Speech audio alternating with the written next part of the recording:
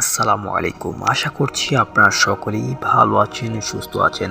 তো আবারও আমি ফাহিম আশরাফ আলামিন আপনাদের মাঝে একটি দুর্লভ ঘাহিম করা একটি ভয়ঙ্কর ভুতুড়ে ঘটনা নিয়ে হাজির হলাম। তো আর দেরি কিসের, চলুন আজকের ঘটনাটা শুরু করি। স্টেশনে পা রাখলাম, চারপাশ তাকিয়ে দেখলাম ওহো, আমি একটা ভুল করে ফেলেছি। আমি ভুল করে বারহাট্টা স্টেশনে না নেমে ঠাকুরকোনা স্টেশনে নেমে পড়েছি। কি একটা ঝামেলায় পড়লাম। আশেপাশে তেমন কেউ নেই। যারা ট্রেন থেকে নেমেছিল তাদের মধ্যে আমার মতো দু একজন বাদে সকলেই তার নিজ গন্তব্যে ইতিমধ্যে রওনা দিয়ে দিয়েছে। আমি স্টেশনেই পায়চারি করতে লাগলাম। ভীষণ বিরক্তিকর একটা অবস্থা। একে তো ভুল স্টেশনে নামলাম, তার উপর আবার রাতও বেশ হয়েছে। আশেপাশে গাড়ি পাওয়া যায় কিনা সন্দেহ। ঘড়ির দিকে তাকিয়ে দেখলাম রাত 1:08।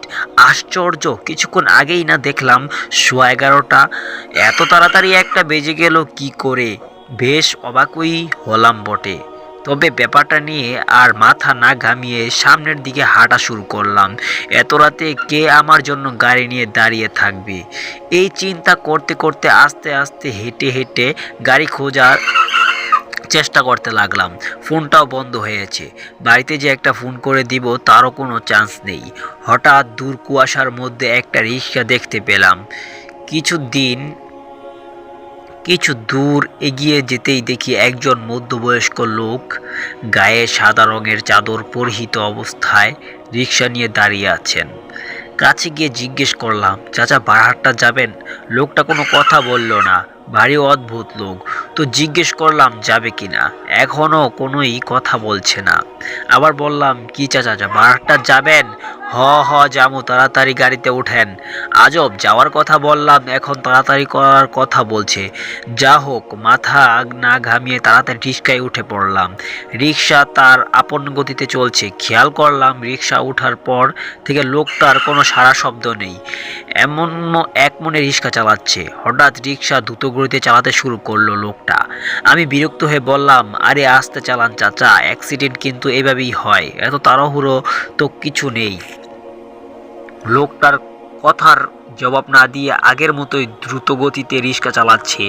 এবার উঠল ভীষণ রাগ। কি চাচা, আপনাকে না বললাম আস্তে রিক্সা চালাতে? এত তাড়াহুড়ো করছেন কেন? হেনে যে পৌঁছাইয়া দিতে হইবে। আমি বললাম, কোথায়? এবারও কথার জবাব দিল না। এবার আমি খানিকটা ঘাবড়ে গেলাম। শুরু থেকেই লোকটার আচরণ কেমন অদ্ভুত, রহস্যময় লাগছে। তার উপর আবার বলছে কোথায় পৌঁছে দেওয়ার কথা। হঠাৎ এর মাঝেই খেয়াল করলাম এটা তো বারহাট্টা যাওয়ার পথ নয়। এই অদ্ভুত লোকটি তো আমায় অন্য একটি অচেনা রাস্তা দিয়ে নিয়ে যাচ্ছে। এবার ভয়ের তাপমাত্রা আরও বাড়ল। আমি তুলতোলানো স্বরে লোকটাকে বললাম, চাচা আপনি আমায় কোথায় নিয়ে যাচ্ছেন? এটা তো বারহাট্টা যাওয়ার পথ নয়। লোকটা একটা মিশ্রি হাসি দিয়ে বলল, হ্যাঁ বাপ, জেনে যাইলে তুমি আর ফিরা আইতা না, হেনেই তোমারে লইয়া যাইতাছি, চিন্তা করো না। আমি ভীষণ ভয় পেলাম। সাহস সঞ্চয় করে সাথে সাথেই বললাম, গাড়ি থামান। থামান বলছি। কে আপনি আর আমায় কোথায় নিয়ে যাওয়ার কথা বলছেন? হঠাৎ রিক্সাটা থেমে গেল। চারপাশ তাকিয়ে দেখলাম কুয়াশা ছাড়া কিছুই নেই। পাশে তাকাতেই ভয় পেয়ে যাই। দেখলাম রিক্সাটা একটা নির্জন জায়গায় থেমে গেছে এবং রাস্তার পাশে কবরস্থান। আমি কিছু বলার জন্য ওই লোকটার দিকে তাকাতেই আরও বড়সড় ধাক্কা খেলাম। রিক্সাওয়ালা লোকটা নেই। চারপাশে চোখ বুলিয়ে কোথাও তাকে দেখতে পেলাম না। আমি রিক্সা থেকে নেমে পড়লাম এবং রাস্তায় দ্রুত হাঁটা শুরু করলাম। জীবনে যত দোয়া কালাম জানতাম সব পড়া শুরু করলাম। আশ্চর্যের বিষয় হচ্ছে আগে আমার ভয়ের কারণে দোয়া দুরুদের কথা মনে ছিল না। যা হোক, মনে মনে দোয়া পড়ছিলাম আর দ্রুত হাঁটছি।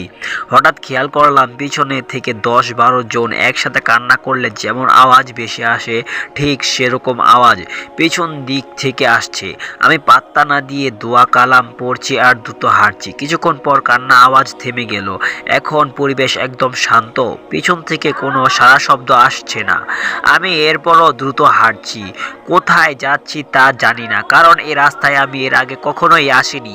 এতক্ষণে এতটুকু পুরোপুরি বুঝতে পেরেছি যে ওই রিক্সাওয়ালাটা চাচাটা কোনো সাধারণ মানুষ নয়। হঠাৎ পিছন থেকে আবারও শুনতে পেলাম আমার নাম ধরে কেউ ডাকছে। ভালো করে কার কণ্ঠ শোনার পর কণ্ঠটা চিনতে পারলাম। এ যে চিরচেনা কণ্ঠ, আমার মায়ের কণ্ঠ। কিন্তু পরক্ষণেই খেয়াল এলো আমার মা এখানে কি করে আসবে। তখনই পিছন থেকে আবারও ডাক পড়ল, মুহিব, আমি তোর মা, পেছনে ফিরেই দেখ। আমি পিছনে তাকালাম না, জানি পিছনে ফেরা মানেই বড় একটা বিপদ ডেকে আনা। আমি বললাম, আমি খুব ভালো করেই জানি যে তুই আমার মা নয়। বলেই পুনরায় দ্রুত হাঁটা শুরু করলাম। ধোঁয়া কাটলাম, সব পড়ছি, আর পিছন থেকে ভয়ানক কিছু বিকট শব্দ ভেসে আসছে।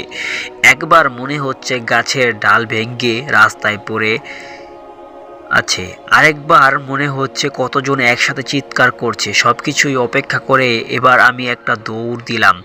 তবে আশ্চর্যের বিষয় হচ্ছে অনেকক্ষণ দৌড়ানোর পরও দৌড়াতে দৌড়াতে ঠিক একই জায়গায় বারবার আসছি, অর্থাৎ ওই কবরস্থানের কাছে। আমি তবুও দৌড়াচ্ছি। এক সময় দৌড়াতে দৌড়াতে ক্লান্ত হয়ে পড়লাম, শরীরে মনে হচ্ছিল আর শক্তি নেই। তবুও আস্তে আস্তে হাঁটছি। অন্ধকারে ঘড়ির দিকে তাকিয়ে দেখি রাত প্রায় শেষ হতে চলেছে। একটু স্বস্তির নিঃশ্বাস ফেললাম, যেহেতু সকাল হতে আর তেমন দেরি নাই। কিন্তু পরক্ষণেই সেই স্বস্তি আর থাকলো না। রাত তো শেষ হয়ে যাচ্ছে প্রায়, তাহলে তো এখনও একটু একটু সূর্যের দেখা পাওয়া যাওয়ার কথা। কিন্তু এখানে তো সেই মধ্যরাতের মতো ভয়ানক অন্ধকার বিরাজ করছে। এ কোন জগতে ঢুকে পড়লাম আমি? এখান থেকে বের হওয়ার উপায় কি? সাথে সাথে এই পিছন থেকে একটা অপরিচিত নারী কণ্ঠ ভেসে আসলো, দৌড়াইয়া লাভ নাই বাজান, আইজ তোরে মরতেই হবে। বলার সাথে সাথে পিছন থেকে আবারও আরেকজনের একত্রে হাসির শব্দ শোনা গেল। আমি আবারও দৌড় শুরু করলাম এবং দোয়া কালাম সব পড়তে লাগলাম। আজ হয় আল্লাহর রহমতে বাঁচবো, নাই মরবো। দৌড়ানোর মতো শক্তি আমার নেই, তবুও যতটুকু পারছি প্রাণপণে দৌড়ানোর চেষ্টা করছি। হঠাৎ কোনো কিছুর সাথে হোঁচট খেয়ে রাস্তায় মুখ থুবড়ে পড়লাম। তারপর আর কিছুই আমার মনে নেই। সকালে জ্ঞান ফেরার পর নিজেকে একটি ঘরের বিছানায় আবিষ্কার করলাম। বুঝলাম আমি আমার রুমে। বিছানার চারপাশে বেশ কিছু মানুষের ভিড়। তারাই মাঝে আমার মা কাঁদতে কাঁদতে বললেন, পুত আমার, তুই কইলি সারা রাত কই ছিলি? ময়মনসিংহতে বারহাট্টা আইতে তো এত সময় লাগে না। যখন স্টেশন ট্রেন বারহাট্টা আউনের পরও তুই আসস না, তখন সবাই চিন্তায় পড়ে গেলাম। ধরে ফোন লাগানোর পর যখন ফোন বন্ধ দেখতাছি, তখন আমরা তোরে নিয়ে আইতে ভয় পাইছিলাম। এত রাইতে শীতের মধ্যে তোর কই খুঁজবো? এই কারণে তোর বাপ কইল দেখি সকালে কি করণ যায়। সকালে কয়েকজনাই তোর দিয়া গেছে, কইছে তোর নাকি বারহাট্টা গোপালপুর বাজারের একদম শেষ মাথায় রাস্তায় পেয়েছে। কি হয়েছিল বাপ কো আমারে কইলা। আমি ভাবছি অন্য কিছু। আমার সবচেয়ে বড় ভুল ছিল বারহাট্টা স্টেশনে না নেমে ঠাকুরকোনা স্টেশনে নামা। তারপর ওই রিক্সায় ওঠা, রিক্সাওয়ালার অদ্ভুত রহস্যময় আচরণ, কবরস্থানের পাশে রিক্সা থামানো, ভয়ানক সব আওয়াজ, দৌড়াতে দৌড়তে বারবার একই জায়গায় ঘুরিয়ে ফিরে আসা, সব কেমন গুলিয়ে যাচ্ছে। সব কিছুর মধ্যে একটা কথা বেশি মাথায় ধরছে, আচ্ছা ওই রিক্সাওয়ালা লোকটা কোথায় উধাও হয়ে গিয়েছিল, আর সেই ছিলই বা কে? গল্প রিক্সাওয়ালা, লেখক রিপা তাসপিয়া। ভিদ্র গল্পের লেখা ছোট্ট ভুল ক্ষমা সুন্দর দৃষ্টি দেখবেন।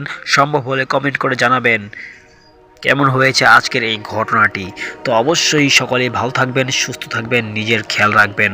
তো দেখা হচ্ছে পরবর্তী আরও একটি দুর্লভ ভয়ঙ্কর ঘটনা নিয়ে। আল্লাহ হাফেজ।